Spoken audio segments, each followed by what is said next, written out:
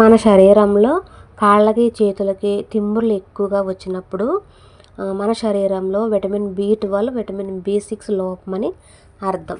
ఈ vitamin B12 కోసం పాలు, గుడ్లు, పెరుగు, అలాగే చేపలు, అలాగే విటమిన్ B6 కోసం ఫోలేట్, ఇందులో ఫోలేట్ ఉంటుంది, పప్పులు, అలాగే అన్ని రకాల ఆకుకూరలు, బీన్స్, అలాగే మెగ్నీషియం పొటాషియం కోసం అరటిపండ్లు, వేరుశనగ, బాదం, పాలకూర, అలాగే కొబ్బరి నీరు ఎక్కువ తాగాలి. ఇందులో ఎలక్ట్రోలైట్స్ ఎక్కువగా ఉంటాయి.